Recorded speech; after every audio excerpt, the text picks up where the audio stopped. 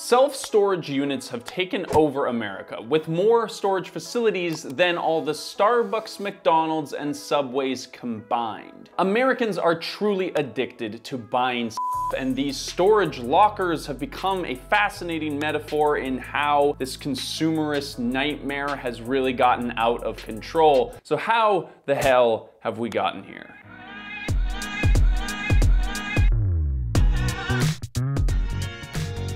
So maybe you're watching this video because you yourself have rented a storage locker, or maybe you're just a Storage Wars fanatic, but either way, self-storage has become a cultural staple in the American experience. People turn to self-storage to declutter their homes, to manage life's transitions, or simply to find more space in our crowded world. But honestly, self-storage is the most obvious sign of how strange we have become as a society. So let's just paint the picture, right? We burn ourselves out working 9 to 5 for years on end to be able to buy stuff that we feel like we need, but then end up losing interest in or forgetting that we had. But instead of getting rid of it or changing our purchasing habits, we then pay a monthly rent to store them in climate-controlled boxes on the other side of town where we'll probably never see them again. Now, this isn't a problem that exclusively affects individuals either. Retailers and corporations are susceptible to this too. Some of the biggest retailers in the US have $45 billion in excess stock. As a society, we are drowning in our stuff, and these self-storage containers are the physical manifestation of that. As proof, the self-storage business has exploded over the last few years into an industry with over 2 billion square feet. That's an insane amount of literal ground to cover. And this is because market researchers estimate that more than 1 in 10 Americans lease storage space, and the customer base is actually getting younger, with the 24 to 39-year-old age group steadily becoming more interested in this service. Yeah, that's right. Millennials, you're now just your parents. You used to be the young cool things that were doing all things differently, but now you're just another set of boomers, just 30 years younger, with more debt and more plastic in the waterways. But that's a video for another time. So what we wanted to learn in the researching of this video is what sparked the rise of this massive industry. What are we putting into these things, and why are there 15 seasons of Storage Wars with 7 spin-offs and a multitude of other movies and shows and YouTube channels and books and podcasts about the books and all about the art of self-storage? I mean, this is the kind of groundbreaking journalism that the world needs. But first, we need to talk about where this all started. Okay, so in the 1970s, the largest self-storage company in the US was started by a guy named Ken. Not that Ken. Back then, self-storage was a small mom-and-pop operation with personalized services and stable rent. However, the whole game changed when Kenjamin, our buddy, and his other buddy bought a warehouse and opened the first public storage location in California. The first unit that they rented was to a motor oil distributor whose wife wanted to get rid of the old oil cans hanging out in their driveway. And somehow, business just never stopped from there. Public Storage's stock market value has since risen to more than $64 billion.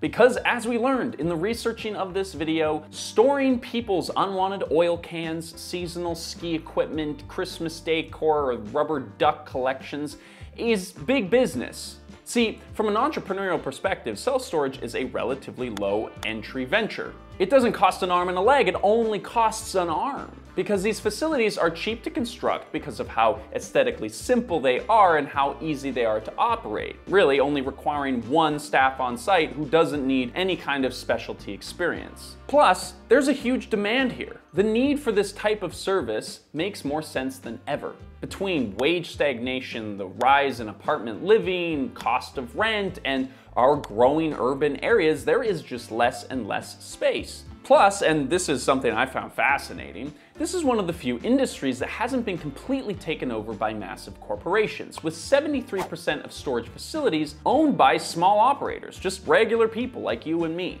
Because of this, self-storage is an attractive investment for a lot of bros, specifically storage bros. These are the guys who've turned self-storage into a whole lifestyle. Take Mike Wagner for an example. He runs an investment coaching business called The Storage Rebellion. He charges up to $3,000 for a day-long training session at his own office, or you can call him for an hour and a half for the low price of $1,000. Sounds like a pretty good deal, right? And you would think that this is so weird, why is Mike even doing this? But he's not the only person in this niche. We found a whole world of these self-storage guru business moguls on YouTube and other social medias promoting this as your next huge business opportunity. And I honestly find this fascinating. Like, apparently a big reason why the self-storage side hustle works so well is because people view self-storage as like an investment, basically. Because once you fill a facility past 85% occupancy, it's very rare for it to dip below that. Now that their facilities are full, they can just keep raising the rent without fear of losing tenants, because the effort involved for people to relocate their stuff to a different facility for a slightly cheaper rent is just more hassle than it's worth. And as a result, self-storage has exploded to unheard of proportions over the past few years, particularly during the height of the pandemic, when everyone was converting their basements into personal gyms and their bedrooms into offices. Suddenly, the clutter in your basement was in the way of your ability to enjoy that space, so the stuff needed to go somewhere. At the same time though, with rising unemployment that followed COVID, renters and students were moving back in with their families, and there was suddenly a whole lot less space to hold their stuff. The self-storage industry took their cue and profited off of this instability from the pandemic, catapulting into the most success that this industry has ever seen. And while the interest in self-storage has cooled more recently, with people relocating less and some of the disruption from COVID settling down somewhat, the industry is far from dead. So on the other side of this conversation, we have the storage wars phenomenon. This show follows a group of professional buyers who bid on unpaid storage units with the hopes of finding something worth selling. As you may have guessed, though, it is completely staged and scripted and totally batshit crazy. Right, you're starting trouble. You didn't see I didn't sell it next to you. Don't give me any because I don't need you. But the idea is so enticing that a lot of people seem to believe that there is real value in that premise, leading storage bros and other sort of vintage hunters to try their hand at it themselves.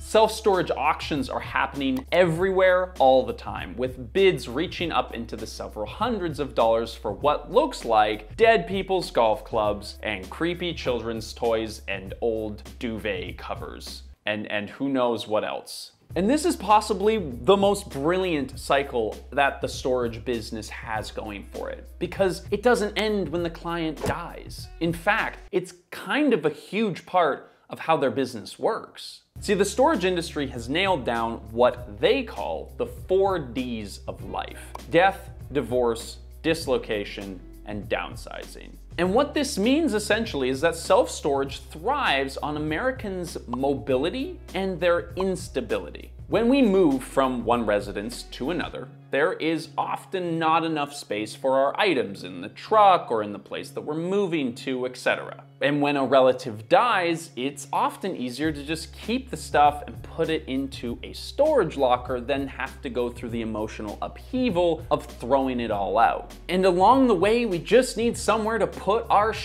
Hence the 2 billion square feet of somewhere that the industry has created. And honestly, probably the saddest part about this story is what we're storing is usually worthless. Furniture is the most common item put into storage, with clothing in second place. But there is a lot of course, very weird things that get found, which has to be mentioned. How about columns from a Hindu temple, live grenades, James Bond's car, Nicolas Cage's stolen Superman comic, a jar of gallstones, and if you're Elijah Wood, your wig collection. Do you wear wigs? No, I do not. Have you worn wigs? No, I have not. You are a beautiful man. A beautiful man. Will you wear wigs? Maybe.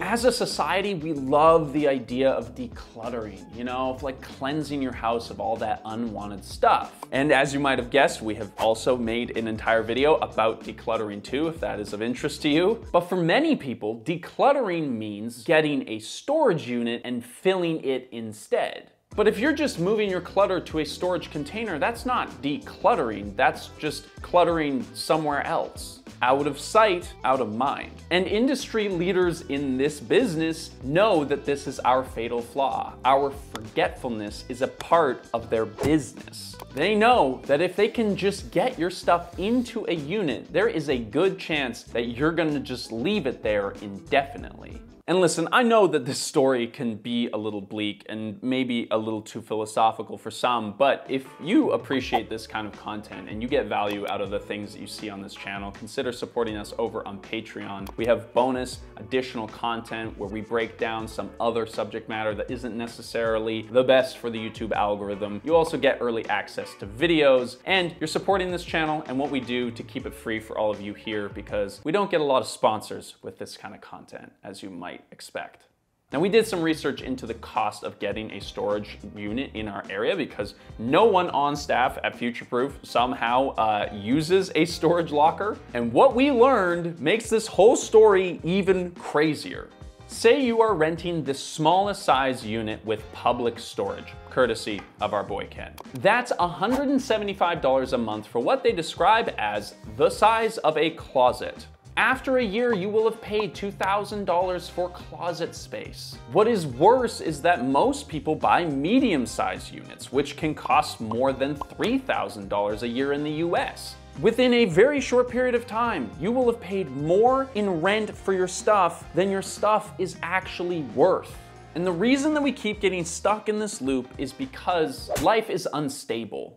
Economic and societal changes are happening constantly, and that's where our addiction to stuff comes in. Overbuying is the way that we cope with the panic and the fear that we live under this looming climate apocalypse or the economic depression that we're surely heading into, and buying stuff makes us feel better. But once we have the stuff, we just need somewhere to put it. And why do we hold on to it? Well, we hold on to the things that once felt important. Unread college textbooks, treadmills, a shit ton of pool noodles, leftover inventory from a failed salad dressing business. I mean, that last one's actually from an Onion article, but the thing is, it doesn't even sound that crazy. Because what we consume is an expression of who we are, who we want to be. And to throw these things away feels like throwing away a part of ourselves. Self-storage is a reflection of our consumer culture and the way that we deal with change. Maybe the attachment to these objects is not so much an obsession with materiality, but a sentimental evidence that things happened to us and that our lives mattered. Hopefully you enjoyed this video. If you want to see more psychological deep dives into the flawed and up world of a consumerist North American society, make sure you subscribe. We'll see you every week here for another episode.